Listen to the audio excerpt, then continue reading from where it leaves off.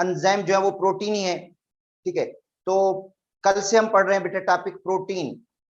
और अब सबको पता है, क्योंकि बायो में जो मेडिकल के स्टूडेंट्स हैं वो मुझसे भी ज्यादा जानते होंगे प्रोटीन के बारे में, क्योंकि मैं मेडिकल का स्टूडेंट नहीं रहा हूं, कल भी आपको मैंने बताया था।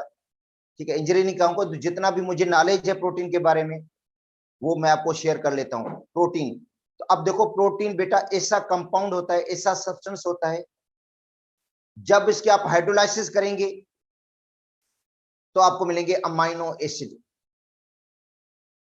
देखो ऐसा सब्सटेंस जिसकी हाइड्रोलाइसिस से अमाइनो एसिड मिले, उस सब्सटेंस को हम प्रोटीन कहते हैं। या अमाइनो एसिड जब आपस में मिलेंगे, अमाइनो एसिड जब आपस में कंबाइन होते हैं और उनमें पेप्टाइड बॉन्ड बनता है, पेप्टाइड लिंकेज होता है और कंडेंसेशन पॉलीमराइजेशन होती है, तो एक बड़ा मॉलिक्यूल बनाते हैं, एक मैक्रो मॉलिक्यूल बनाते हैं, जिस मैक्रो मॉलिक्यूल को हम क्या कहते हैं, प्रोटीन। और प्रोटीन एक नेचुरल पॉलीमर है जो अमाइनो एसिड से बनता है, मतलब उसका जो बेसिक यूनिट होता है वो अमाइनो एसिड है प्रोटीन का। अब देखो बेटा कुछ स्पेशल प्रोटीन होती हैं जिनमें कुछ अलग से एलिमेंट भी पाए जाते हैं, क्योंकि वैसे आपको पता है कि प्रोटीन के अंदर नाइट्रोजन होती है, कार्बन भी होता है, हाइड्रोजन भी होती है, ऑक्सीजन भी होती है, मगर कुछ कुछ स्पेशल प्रोटीन के अंदर फास्फोरस भी पाया जाता है। ठीक है, कैल्शियम भी पाया जाता है, सल्फर भी पाया जाता है उनके अंदर, स्पेशल प्रोटीन के अंदर, जैसे कैसियन मिल्क प्रोटीन है, कैल्शियम फास्फोरस पाया जाता है उसके अंदर। हेमोग्लोबिन के अंदर आयरन पाया जाता है। तो ये बहुत अहम है बेटा, क्योंकि आप ट्रांजिशन एलिमेंट जो पढ़ कर आए हो बेटा, अगर पूछा जाए भी कौन सा प्रोटीन है जिसके अंदर ट्रांजिशन एलिमेंट पाया जाता है, तो बेटा वो हेमोग्लोबिन है, साइटोक्रोम है। हेमोग्लोबिन और साइटोक्रोम जो है उनके अंदर आयरन पाया जाता है, उनके अंदर फेरस आयन होते हैं। ठीक है, अब आते हैं क्लासिफिकेशन ऑफ द प्रोटीन। बेटा प्रोटीन की क्लासिफिकेशन देखो, क्लासिफिकेशन में एक होता है सिंपल प्रोटीन और एक होता है कॉन्जुगेटेड प्रोटीन, एक होता है ड्राइड प्रोटीन। बेटा देखो प्रोटीन की जो क्लासिफिकेशन की गई है वो सोल्युबिलिटी की बुनियाद पर की गई है या हीट से कोएगुलेबिलिटी की बुनियाद पर की गई है, क्योंकि प्रोटीन जो होते हैं वो हीट से कोएगुलेट हो जाती हैं। जैसे एग होता है, एग को जब हम हीट देते हैं तो कोएगुलेट हो जाता है, सेमी सॉलिड बन जाता है। तो इस तरह हीट से कोएगुलेशन होती है और सोल्युबिलिटी इनकी डिफरेंट है, उनकी बुनियाद पर इनको क्लासिफाई किया गया है। तो अब देखो एक है सिंपल प्रोटीन। बेटा सिंपल प्रोटीन जो है उनकी जब आप हाइड्रोलाइसिस करेंगे, सिंपल प्रोटीन की जब भी आप हाइड्रोलाइसिस करेंगे तो सिर्फ और सिर्फ अमाइनो एसिड मिलेंगे आपको। देखो सिंपल प्रोटीन की जब आप हाइड्रोलाइसिस करेंगे तो सिर्फ और सिर्फ अमाइनो एसिड मिलेंगे आपको। अच्छा, इनकी फर्दर क्लासिफिकेशन है सिंपल प्रोटीन की on the basis of solubility. अब एक है एल्ब्यूमिन, कल भी आपको मैंने बताया था, दोबारा रिपीट कर रहा हूं, एल्ब्यूमिन वाटर सोल्युबल प्रोटीन है। ये याद कर लो, बहुत है, इसके अंदर इतना नहीं लिखा हुआ है, इसके अंदर सिर्फ नाम लिखे हुए हैं। फेडरल की सिलेबस में सिर्फ इनके बेटा नाम, बिल्कुल और कुछ नहीं है। एल्ब्यूमिन वाटर सोल्युबल प्रोटीन है, ठीक है, और हीट से कोएगुलेट हो जाती है। जैसे एग है, एग के अंदर एल्ब्यूमिन है, व्हीट के अंदर एल्ब्यूमिन होती है, सीरियम के अंदर है, लैक्टल एल्ब्यूमिन मिल्क के अंदर होती है। तो अब देखो मिल्क को जब हम ज्यादा हीट देते हैं तो वो भी सेमी सॉलिड बन जाता है। ठीक है, ब्लड जो है वो भी कोएगुलेट हो जाता है, ब्लड के अंदर भी कोएगुलेशन हो जाती है। तो बेटा ये एल्ब्यूमिन जो है वाटर सोल्युबल प्रोटीन है, इतना याद कर लो बहुत है कि एल्ब्यूमिन वाटर सोल्युबल प्रोटीन है। उसके बाद है ग्लोबुलिन। जो ग्लोबुलिन है वाटर के अंदर इनसोल्युबल है, और ग्लोबुलिन सोल्युबल है किसके अंदर, 5% सोडियम क्लोराइड के सॉल्यूशन के अंदर। सोडियम क्लोराइड का जो 5% सॉल्यूशन उसके अंदर सोल्युबल है, ये 5% साल्ट का जो सॉल्यूशन होगा उसके अंदर ये सोल्युबल है। ठीक है, अच्छा उसके बाद है ग्लूटिलिन। ये एसिड और अल्कलीज के अंदर सोल्यूबल है। प्रोल अमाइन वो सोल्यूबल है 70 to 80% अल्कोहल के अंदर। तो बेटा ये सिंपल प्रोटीन्स हैं, इनको क्या कहते हैं हम, सिंपल प्रोटीन।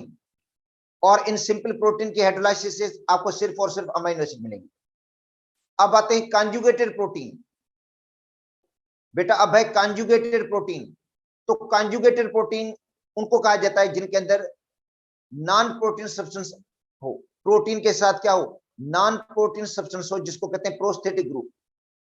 पढ़ा होगा आप लोगों ने कि जो कॉन्जुगेटेड प्रोटीन्स हैं बेटा उनके अंदर प्रोस्थेटिक ग्रुप होता है, नॉन प्रोटीनस ग्रुप होता है उनके साथ अटैच। ठीक है, जैसे न्यूक्लियोप्रोटीन है, न्यूक्लियोप्रोटीन न्यूक्लिक एसिड, ग्लाइकोप्रोटीन उनके अंदर कार्बोहाइड्रेट होगा, लिपोप्रोटीन उनके अंदर लिपिड होता है, फास्फोप्रोटीन उनके अंदर फास्फोरिक एसिड होता है, क्रोमोप्रोटीन उनके अंदर कलर्ड पिगमेंट होता है जो उसको कलर देता है। जैसे हमारी स्किन है, जो हमारी स्किन है ये क्रोमोप्रोटीन है, कलर है इसका। ठीक है, प्रोस्थेटिक ग्रुप के जैसे कलर है। अब हेमोग्लोबिन, ये भी आयरन की वजह से उसका कलर है रेड कलर। ठीक है, हेमोग्लोबिन। अच्छा, इसके अलावा फीदर जो पंख होते हैं बेटा, उनका जो पंख जो होते हैं परंतु उनके कलर भी है, वो भी इसी प्रोस्थेटिक ग्रुप की वजह से। तो इनको कहते हैं हम कॉन्जुगेटेड प्रोटीन। तो बेटा कॉन्जुगेटेड प्रोटीन उनको कहा जाता है जिनके अंदर प्रोस्थेटिक ग्रुप हो। अब यहां पे क्लासिफिकेशन इनकी है बेटा, इनकी यहां पे क्लास नाम लिखे हुए, जस्ट नाम लिखे हुए और कुछ नहीं है ज्यादा। ठीक है, अब आते हैं ड्राइड प्रोटीन। बेटा ड्राइड प्रोटीन का मतलब है प्रोटीन के डेरिवेटिव। अब देखो ये जो ड्राइड प्रोटीन जिनका मैं नाम लिख बता रहा हूं, ये नेचुरली अकरिंग प्रोटीन नहीं है बेटा, ये नेचुरली अकरिंग प्रोटीन नहीं है ड्राइड प्रोटीन। ये प्रोटीन के डेरिवेटिव हैं, प्रोटीन से ड्राइव होती हैं ये। जैसे जो प्रोटीन्स हैं उनके ऊपर एंजाइम एक्ट करता है, प्रोटीन की हाइड्रोलाइसिस होती है। अब देखो स्टमक में जब प्रोटीन की हाइड्रोलाइसिस होती है और उन पर एक्ट करता है पेप्सिन, तो पेप्सिन क्या करता है, प्रोटीन की ब्रेक डाउन कर देता है, बड़े प्रोटीन को छोटे प्रोटीन में तब्दील कर देता है, पेप्टोन्स और प्रोटीजेस। तो उनको कहते हैं ड्राइड प्रोटीन।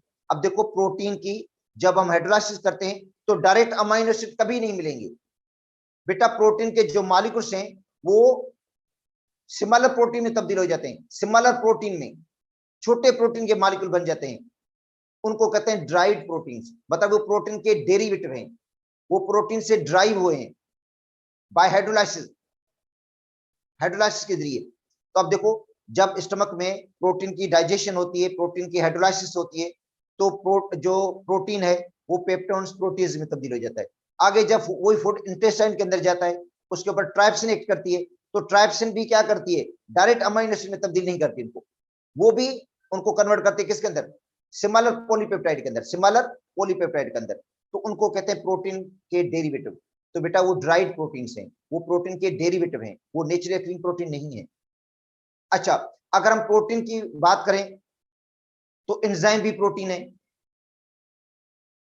ठीक है, इसके अलावा स्ट्रक्चरल प्रोटीन्स होती हैं, स्टोरेज प्रोटीन है, फेरिटिन जो आयरन को स्टोर करती है स्प्लीन के अंदर।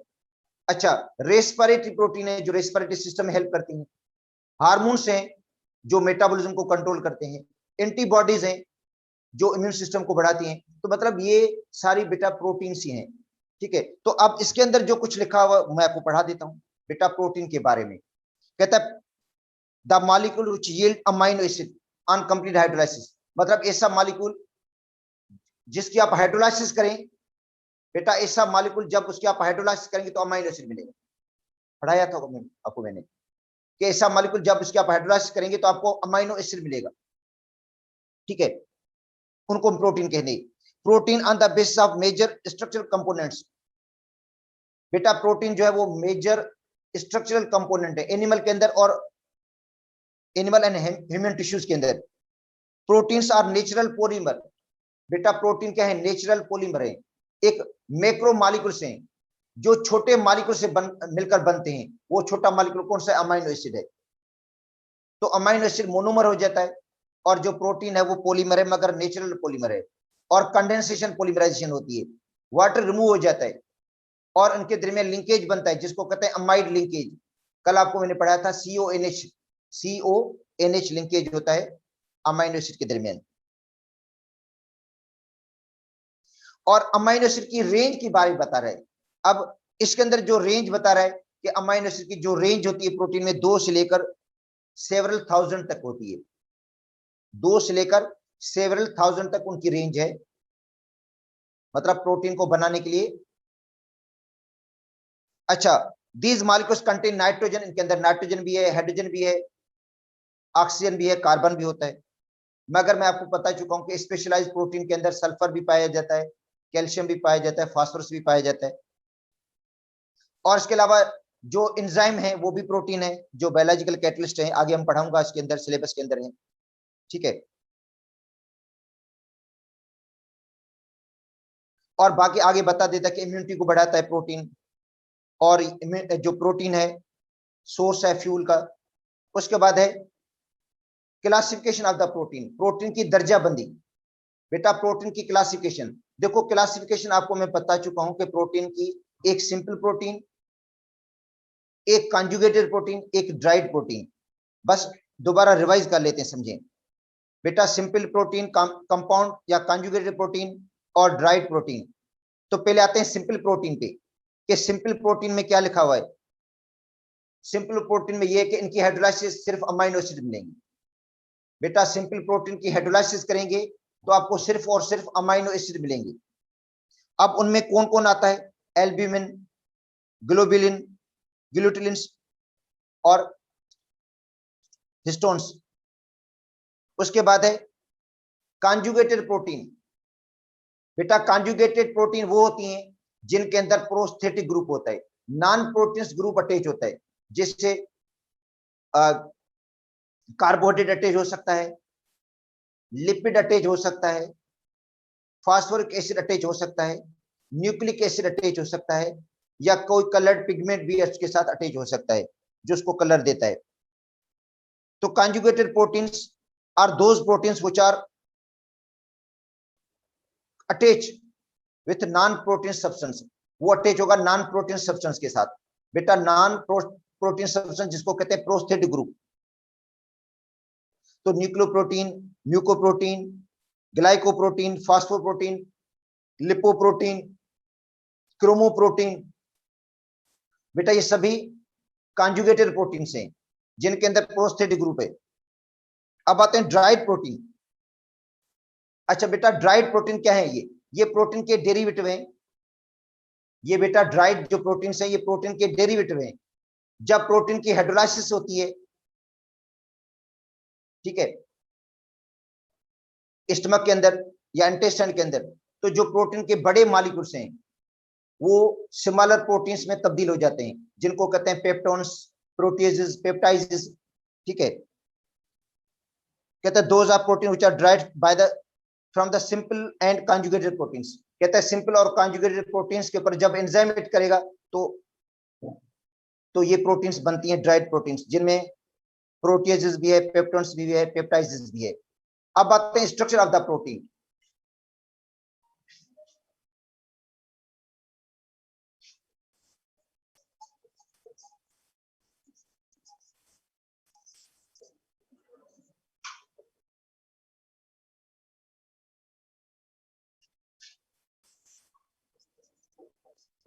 अच्छा बेटा स्ट्रक्चर ऑफ द प्रोटीन में देखो, एक है प्राइमरी,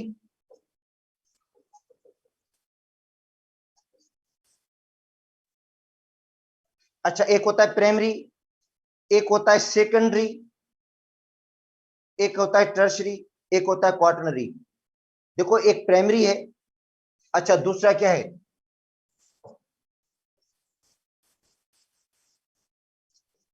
सेकेंडरी, तीसरा होता है टर्शरी, और चौथा होता है क्वार्टनरी।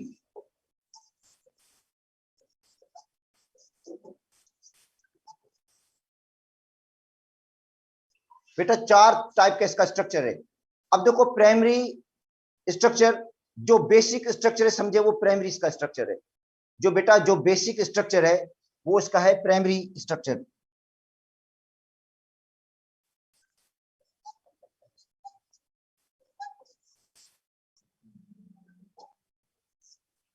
अच्छा, प्राइमरी में हम क्या देखते हैं?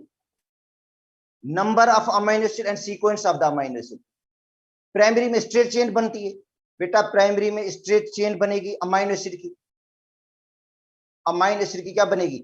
एक स्ट्रेट चेन बनती है। देखो, एक अमाइनो एसिड, दूसरा अमाइनो एसिड, तीसरा अमाइनो एसिड, चौथा अमाइनो एसिड, पांचवा अमाइनो एसिड, छठा अमाइनो एसिड, सातवां अमाइनो एसिड। ये बेटा अमाइनो एसिड है, उनकी सीक्वेंस है।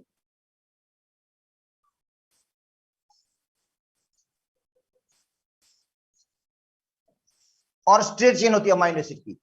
इसके अंदर एक स्ट्रेट चेन होती है अमाइनो एसिड की। ये सभी अमाइनो एसिड हैं और इनके दरमियान लिंक बनता है, पेप्टाइड लिंकेज। इनके दरमियान बेटा लिंक होता है, जिस लिंक को क्या कहते हैं हम? Peptide bond. इनके दरमियान पेप्टाइड बॉन्ड है। ये सारे पेप्टाइड बॉन्ड्स हैं इनके बीच में, और जिसको लिखेंगे CONH।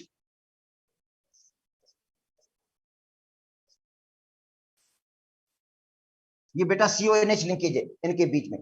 तो ये सारे अमाइनो एसिड हैं बेटा, ये सभी क्या हैं? अमाइनो एसिड की स्ट्रेट चेन होती है। अच्छा, इसके अंदर क्या होता है? Sequence of amino acid and number of amino acid. बेटा सीक्वेंस और नंबर, तो हर प्रोटीन के अंदर जो हर प्राइमरी स्ट्रक्चर है बेटा, उसके अंदर सीक्वेंस और नंबर ऑफ अमाइनो एसिड क्या होता है? डिफरेंट होता है। सीक्वेंस, अब देखो, जैसे ग्लाइसिन, एलिनाइन, थ्यूरेनाइन, हिस्टिडाइन, अर्जिनाइन, लाइसिन, ये अमाइनो एसिड्स हैं, इनका बेटा सीक्वेंस होता है। अगर सीक्वेंस में एक अमाइनो एसिड की जगह दूसरा अमाइनो एसिड लग जाए तो प्रोटीन चेंज हो जाएगा।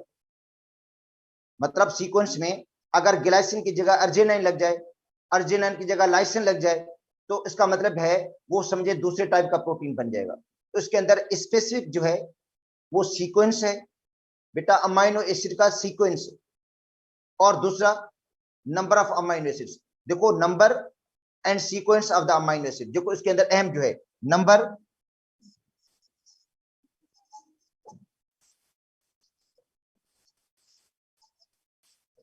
अमाइनो एसिड्स, और दूसरा क्या है? सीक्वेंस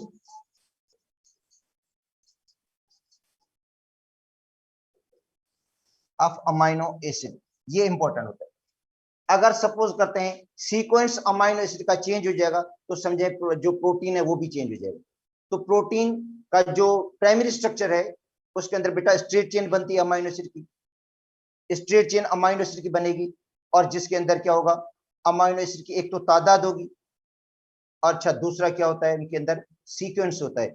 अगर सीक्वेंस में, सीरीज में अमाइनो एसिड में कोई तब्दीली आ जाती है, एक अमाइनो एसिड की जगह पे दूसरा अगर अमाइनो एसिड आप लगा देंगे तो इसका मतलब वो प्रोटीन भी क्या हो जाएगा? डिफरेंट हो जाएगा।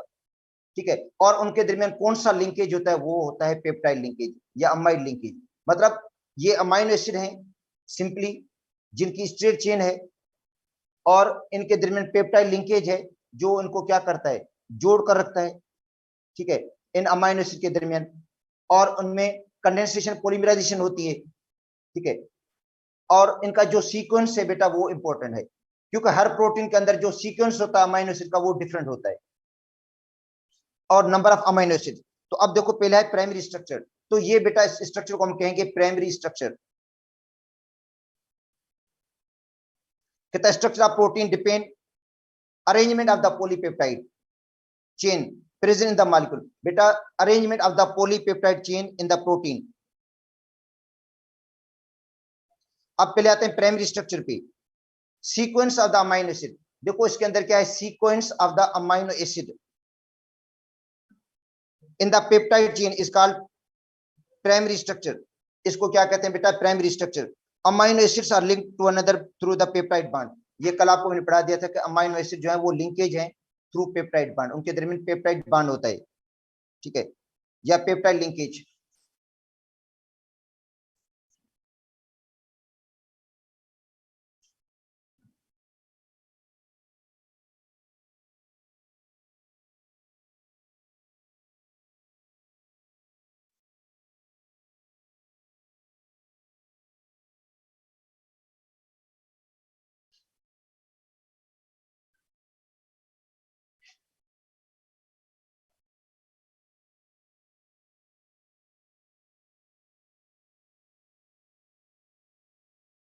देखो ये इसका जो स्ट्रक्चर है बेटा, ये प्राइमरी स्ट्रक्चर है इसका।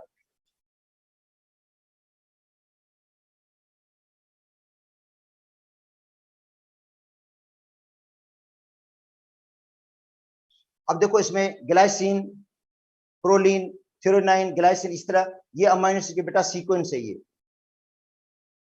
ये अमाइनो एसिड्स हैं जिनकी ये देखो सीक्वेंस है, 25 अमाइनो एसिड की सीक्वेंस है ये।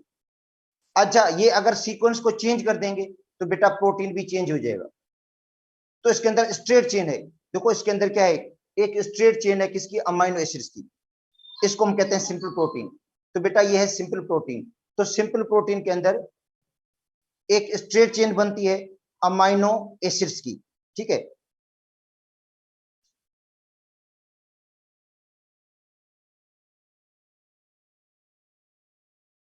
अच्छा, अब आते हैं सेकेंडरी।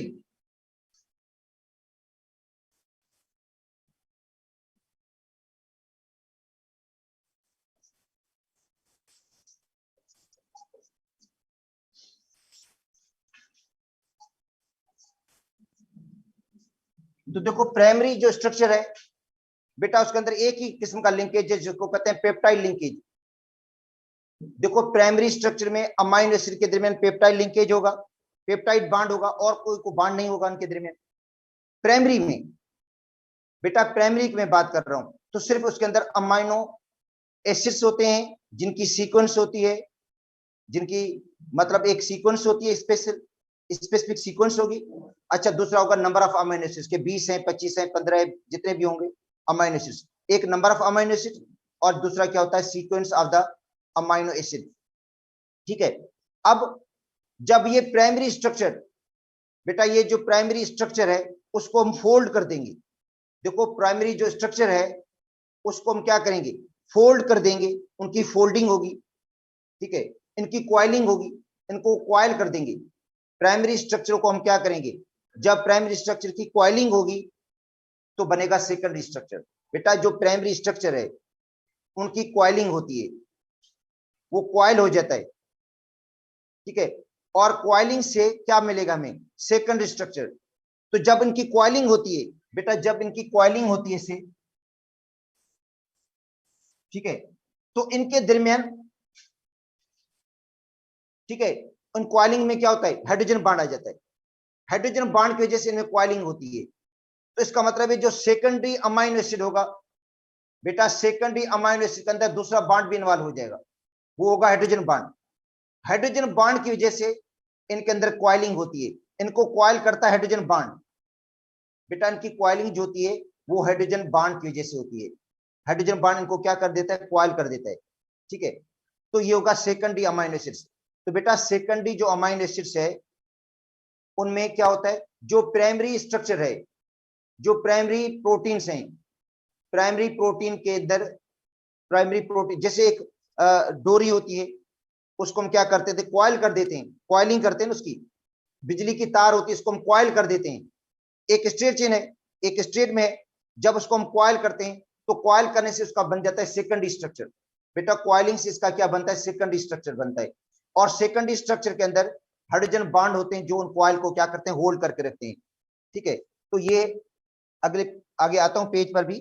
बेटा सेकेंडरी स्ट्रक्चर कहता है पेप्टाइड चेन्स मेक और स्पाइरल शेप, उनकी शेप क्या हो जाती है, स्पाइरल हो जाती है, मे बी जिगजैग, जिगजैग होगी। दिस क्वाइलिंग या जिगजैग, जिगजैगिंग, क्वाइलिंग या zigzagging of polypeptide is called secondary structure, it is due to hydrogen bond. जो इसमें लिखा हुआ था कि भाई जो प्राइमरी स्ट्रक्चर है बेटा उसकी क्वाइलिंग करते हैं तो वो जिगजैग मैनर में आ जाता है। अच्छा, इसकी दो टाइप की क्वाइलिंग होती है, एक को कहते हैं अल्फा हेलिक्स फॉर्म, और दूसरा होता है बीटा प्लीटेड शीट्स। बेटा दो टाइप की इसके अंदर इसकी जो क्वाइलिंग होती है सेकंड स्ट्रक्चर में, सेकंड स्ट्रक्चर इसका दो टाइप का होता है, एक बीटा प्लीटेड शीट्स और दूसरा होता है अल्फा हेलिक्स फॉर्म। वो भी आपको दिखा देता हूं।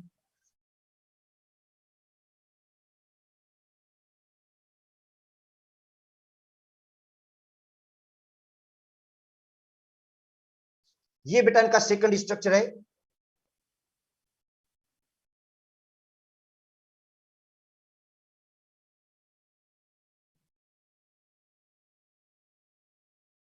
ठीक है।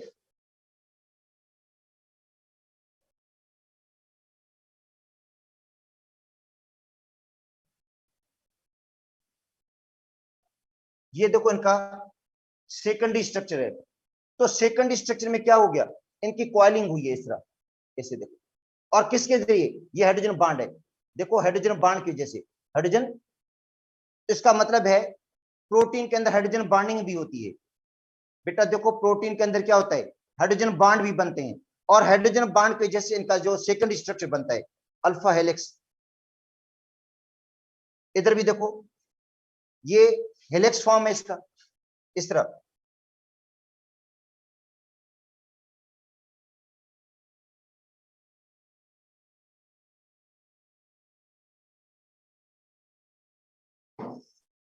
इस तरह बेटा,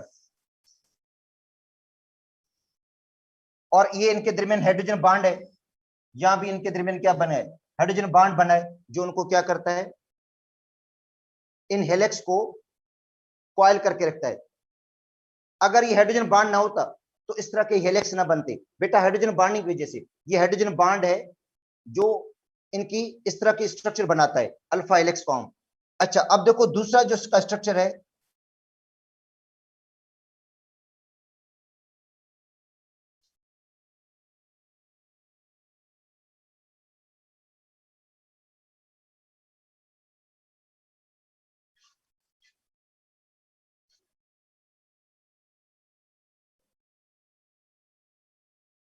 वो होता है बीटा प्लीटेड शीट्स।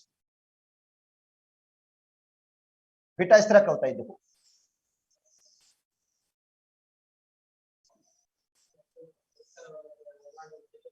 इस तरह बीटा प्लीटेड शीट्स।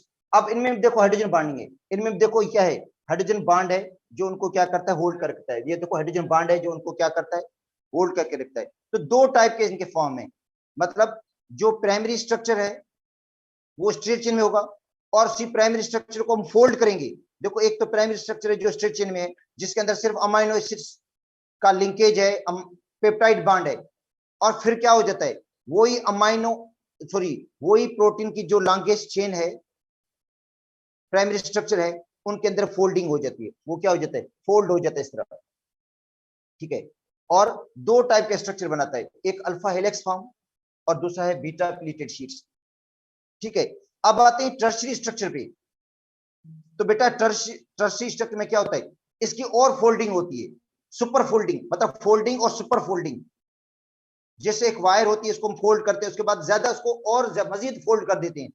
तो टर्शरी, जो टर्शरी इसका स्ट्रक्चर है बेटा, टर्शरी वाला स्ट्रक्चर में क्या होता है, इनकी फोल्डिंग और सुपर फोल्डिंग होती है, तो इसका थ्री डायमेंशनल स्ट्रक्चर बन जाता है। तो बेटा इसका क्या बन जाता है, थ्री डायमेंशनल स्ट्रक्चर बनता है, जिसको हम कहते हैं टर्शरी प्रोटीन।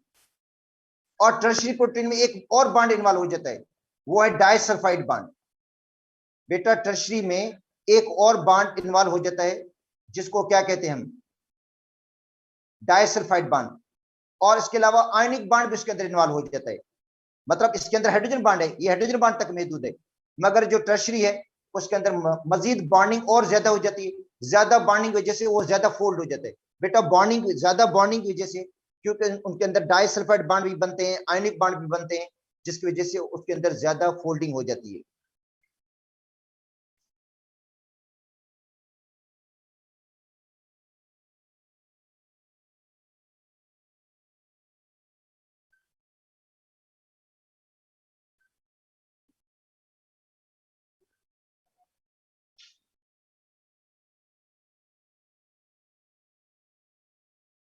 अच्छा बेटा ये इनका प्राइमरी स्ट्रक्चर, इधर देखो, ये इनका प्राइमरी स्ट्रक्चर है, ये अमाइनो एसिड्स हैं इनका सीक्वेंस। अच्छा उसके बाद प्राइमरी स्ट्रक्चर की फोल्डिंग होती है, उनको फोल्ड किया जाता है, उनकी कॉइलिंग होती है, तो बन जाता है सेकंड स्ट्रक्चर। ये सेकंड स्ट्रक्चर बन गया। अच्छा सेकंड स्ट्रक्चर के बाद देखो बेटा, जो सेकंड स्ट्रक्चर है देखो, इसकी मजीद फोल्डिंग होती है, सुपर फोल्डिंग होती है। फोल्डिंग के बाद एक थ्री डायमेंशनल स्ट्रक्चर बनता है, जिसको हम क्या कहते हैं, टर्शरी, जिसको क्या कहेंगे हम, तो बेटा ये टर्शरी प्रोटीन का स्ट्रक्चर है। इसके अंदर बीटा प्लीटेड शीट्स भी हैं, अल्फा हेलिक्स हैं, ठीक है। मतलब इनके अंदर डाइसल्फाइड बॉन्ड बन जाते हैं और बॉन्डिंग हो जाती है, मजबूत बॉन्डिंग हो जाती है, जिसकी वजह से इसका एक 3 डायमेंशनल स्ट्रक्चर बनता है जिसको कहते हैं टर्शरी। तो इसके अंदर आ जाओ, टर्शरी स्ट्रक्चर के बारे में क्या कहता है? कहते हैं folding, twisting and folding of polypeptide chain to form tertiary structure. मतलब सुपर फोल्डिंग होती है, फोल्डिंग सुपर फोल्डिंग से इसका क्या बन जाता है बेटा? टर्शरी स्ट्रक्चर बन जाता है। अच्छा, तो ये हो गया टर्शरी स्ट्रक्चर। तो बेटा एक प्राइमरी है, प्राइमरी में सिंपल, मतलब प्राइमरी के अंदर एक लॉन्गेस्ट चेन बनती है, अमीनो एसिड की स्ट्रेट चेन होती है, उसके बाद उसकी फोल्डिंग होती है, ठीक है, उसकी क्या होती है? फोल्डिंग, फोल्डिंग से बनता है इसका सेकेंडरी स्ट्रक्चर जिसके अंदर हाइड्रोजन बॉन्डिंग होती है, और दो टाइप के बनते हैं ये, अल्फा हेलिक्स और बीटा प्लीटेड शीट्स। अच्छा, उनकी मजीद फोल्डिंग करते हैं सेकेंडरी की, और सुपर फोल्डिंग से बन जाता है टर्शरी स्ट्रक्चर, जो उसका क्या होता है? 3 डायमेंशनल स्ट्रक्चर है। उसके बाद है क्वाटरनरी स्ट्रक्चर। तो बेटा क्वाटरनरी स्ट्रक्चर में क्या होता है? दो या दो से ज्यादा पॉलीपेप्टाइड की चेन्स होती है। मतलब जो टर्शरी है बेटा, टर्शरी मजीद जो है, टर्शरी की इस तरह के 2-3 कॉम्बिनेशन होती है तो बन जाता है क्वाटरनरी स्ट्रक्चर। मतलब क्वाटरनरी स्ट्रक्चर के अंदर, ठीक है, क्वाटरनरी स्ट्रक्चर के अंदर जो टर्शरी है, टर्शरी की इस तरह के मतलब और ज्यादा मॉलिक्यूल्स कंबाइन हो जाते हैं। देखो ये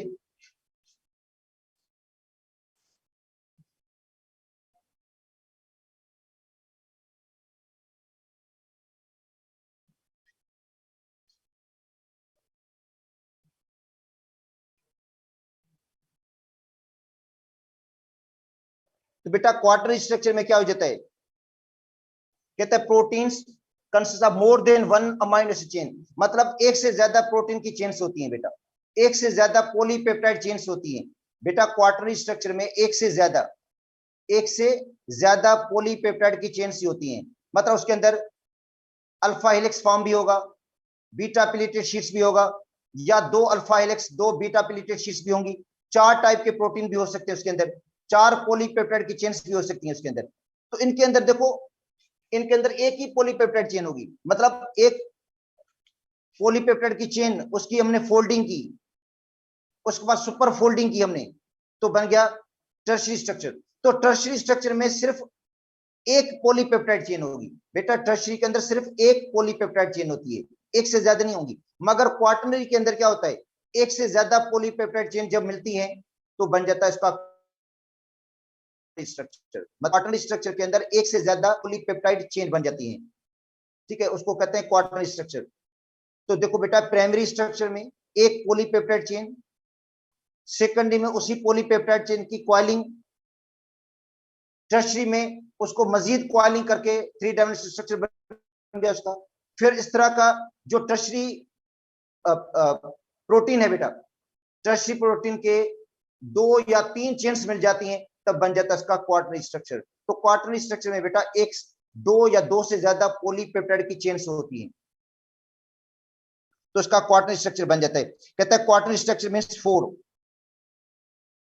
इसका 4 फेसेस होंगे प्रोटीन के। Quaternary protein is arrangement of the multiple folded protein, multiple folded proteins होंगी, या मतलब क्वाटरनरी प्रोटीन्स को कहते हैं जिसके अंदर ज्यादा पॉलीपेप्टाइड की चेन्स हो, जिसके अंदर ज्यादा जिनकी कॉइलिंग की हो, और उनके अंदर वेराइटी ऑफ बॉन्ड्स होते हैं बेटा, उनके अंदर बहुत ज्यादा बॉन्ड्स होते हैं, उनके अंदर डाइसल्फाइड बॉन्ड भी होंगे, आयनिक बॉन्ड भी होते हैं उनके अंदर, और हाइड्रोजन बॉन्ड भी होते हैं जो उनको क्या करते हैं? फोल्ड करके रखते हैं या कंबाइन करके रखते हैं या जोड़ कर रखते हैं। तो ये था प्रोटीन। मगर इसमें मैंने देखा है इससे ज्यादा बायो में लिखा हुआ है। मैंने कोशिश तो काफी की है इसको बेटा समझाने के हवाले से, मगर इसको सिंपल इस तरह है कि भाई एक लॉन्गेस्ट चेन बनती है प्रोटीन की, अमीनो एसिड की, को हम कहते हैं प्राइमरी। उस स्टेज क्या खुसूसियत होगी? उनके अंदर की सीक्वेंस होती है, अगर सीक्वेंस को चेंज करेंगे तो प्रोटीन चेंज हो जाएगा, तो प्रोटीन का जो प्राइमरी स्ट्रक्चर है वो चेंज हो जाएगा। अच्छा, उसी प्राइमरी प्रोटीन को, उसी प्राइमरी प्रोटीन को जब हम फोल्ड करते हैं, उनकी कॉइलिंग करते हैं, क्या करते हैं? कॉइलिंग करते हैं, कॉइलिंग से बन जाता है सेकेंडरी, और उसी कॉइलिंग में हिस्सा लेता है हाइड्रोजन बॉन्ड। कॉइलिंग में जो हिस्सा लेता है वो हाइड्रोजन बांड है, हाइड्रोजन बांड की वजह से कॉइलिंग होती है, उस फॉर्म को कहते हैं अल्फा हेलिक्स या बीटा प्लेटेड शीट। फिर वही प्रोटीन उसकी सुपर फोल्डिंग होती है, 3 डायमेंशनल स्ट्रक्चर बनता है, जिसको क्या कहते हैं हम टर्शियरी कहते हैं, जिसके अंदर हाइड्रोजन बांड भी होगा, डाइसल्फाइड बांड भी होगा। फिर क्या होता है, जो वो टर्शियरी प्रोटीन बनाए, उस तरह 2-3 टर्शियरी प्रोटीन, जो बेटा इस तरह की 2-3 टर्शियरी पॉलीपेप्टाइड की जो चेन्स बनती हैं, वो जब मिलती है तो वो बन जाता है इसका क्वार्टरनरी स्ट्रक्चर। तो क्वार्टरनरी स्ट्रक्चर के अंदर 3 या 2, 3 या 4 जो होती हैं वो होती हैं पॉलीपेप्टाइड की चेन्स होती हैं, पॉलीपेप्टाइड की चेन्स होती हैं उसके अंदर। अच्छा, उसके बाद है प्रॉपर्टीज ऑफ द प्रोटीन। बेटा properties of the protein, protein की प्रॉपर्टीज, इसके अलावा और भी इसके अंदर फिगर्स हैं। अच्छा, ये भी इसके अंदर देखो है बेटा,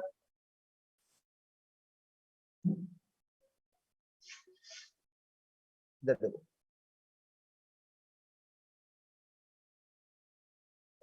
इसके अंदर देखो फिगर से ये समझाया गया है।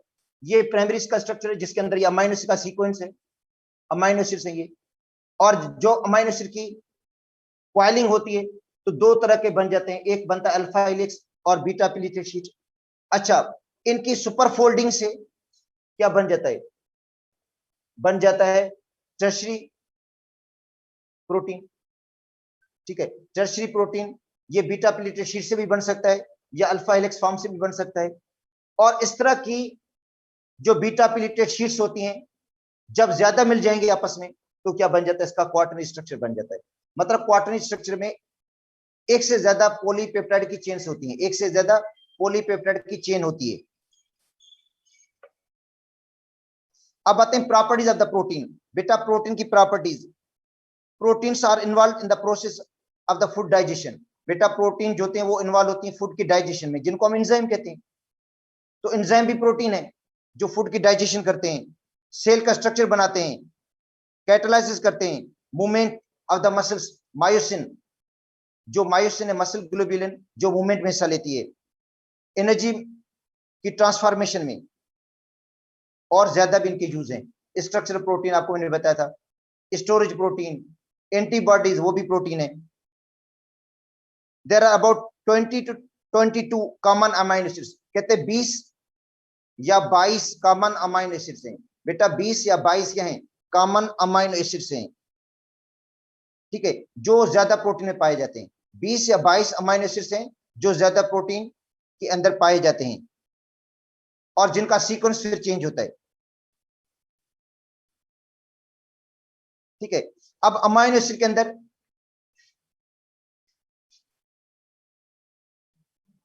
बेटा जो अमाइनो एसिड है,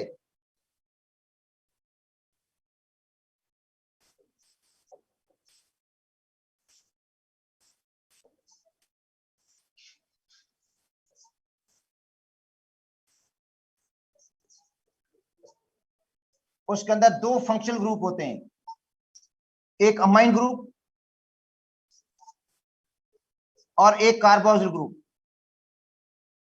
बेटा ये अमाइन ग्रुप है, दूसरी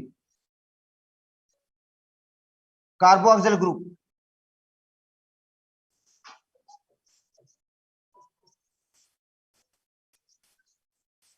और ये अमाइन ग्रुप।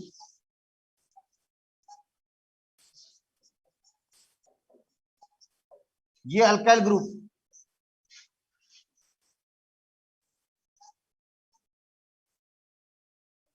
ठीक है, तो एक अमाइनो एसिड और दूसरे अमाइनो एसिड में जो डिफरेंस होगा वो अल्काइल ग्रुप का होगा।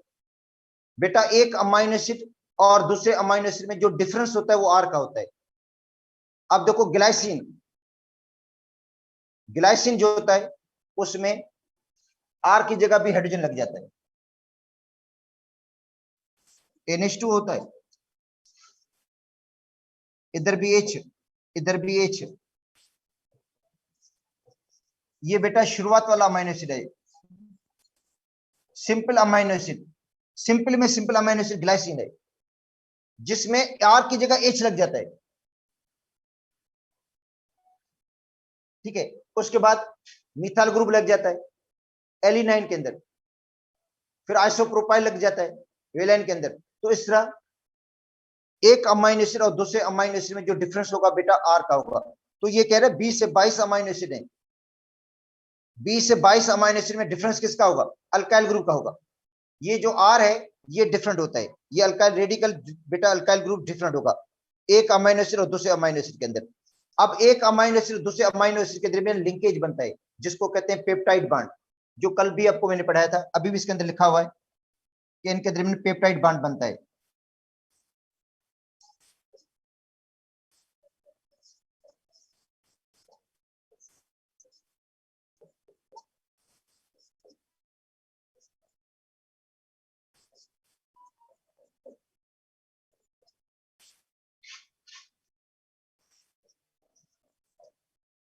अब देखो उनके दरमियान जो बॉन्ड बना ये पेप्टाइड बॉन्ड है, ये वाटर रिमूव हो जाएगा बेटा, ये लिंक बना है देखो, इसको कहते हैं पेप्टाइड बॉन्ड।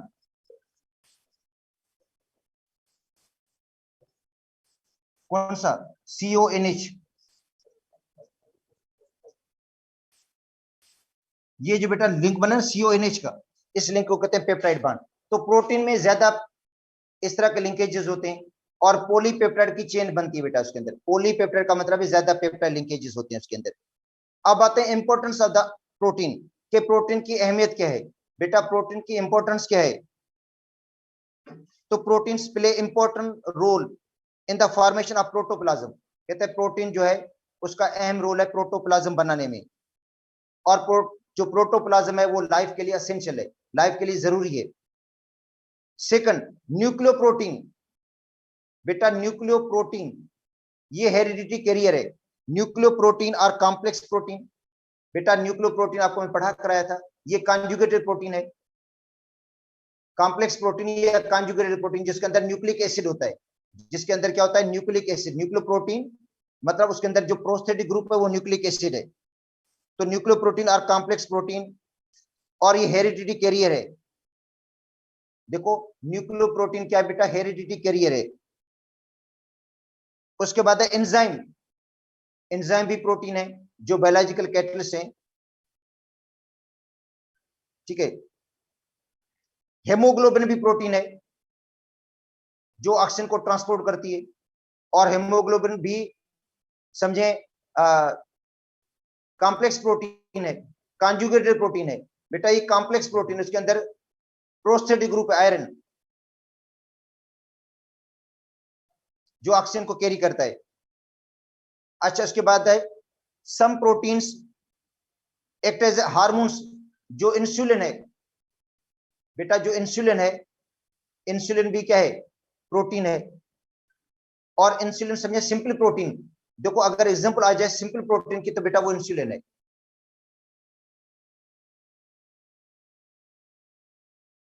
ठीक है, जो मेटाबॉलिज्म को रेगुलेट करता है। इसके अलावा ग्लूकोगन है। इसके अलावा इंडस्ट्री में इनका बहुत बड़ा यूज है। टेनिंग लेदर, जो खाले को, जो जानवरों की खाल होती है उसी से लेदर जो बनता है, ठीक है, उसी में भी इसको इनका यूज है। टेनिक एसिड यूज करते हैं वहां बेटा, वहां पे यूज करते हैं टेनिक एसिड प्रोटीन को प्रेसिपिटेट करने के लिए। जो प्रोटीन्स हैं उनको प्रेसिपिटेट करने के लिए टेनिक एसिड यूज करते हैं।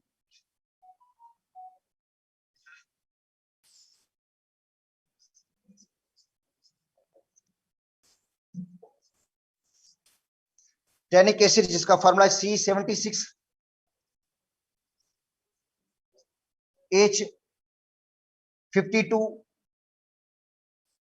और जो O है वो है 46 बेटा, ये लेदर की फॉर्मेशन में यूज होता है प्रोटीन को प्रेसिपिटेट करने के लिए। टेनिक एसिड, इस प्रोसेस को टेनिक कहा जाता है, लेदर। जिलेटिन, ये भी प्रोटीन है, जिलेटिन प्रोटीन है, obtained by heating bones, skin, tendon in water, और बेकरी में इस्तेमाल करते हैं इसको। कैसियन प्रोटीन है, कैसियन प्रोटीन है, मैन्युफैक्चर फ्रॉम बटन, बटन बनाने के लिए और बकल्स बनाने के लिए यूज होती है। Proteins obtain from soybean, soybean से जो प्रोटीन हासिल करते हैं उसको प्लास्टिक बनाने में यूज किया जाता है। तो मतलब ये जो बटन बनते हैं या प्लास्टिक बनती है, ठीक है, तो उसके अंदर भी प्रोटीन को यूज किया जाता है। तो बेटा ये इसकी इंपॉर्टेंस है, ये इसकी अहमियत है, ठीक है। और इसमें इससे ज्यादा इसको जो लिखा हुआ है वो बायो के अंदर लिखा हुआ है, ठीक है। और अगर बायो के अंदर फर्स्ट ईयर के अंदर पढ़ेंगे तो ये चीजें वो दोबारा आपकी रिपीट भी हो जाएंगी और आपके कंसेप्ट भी क्लियर हो जाएंगे इसके अंदर, ठीक है। जितना मुझे पता था मैंने आपको बता दिया। अब आते हैं एंजाइम।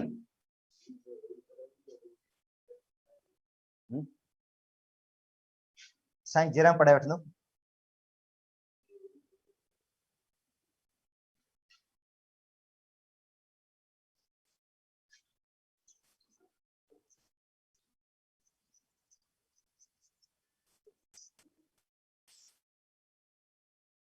बेटा एंजाइम, तो अब देखो एंजाइम और क्लास ऑफ प्रोटीन। जो एंजाइम है वो भी बेटा प्रोटीन की क्लास है।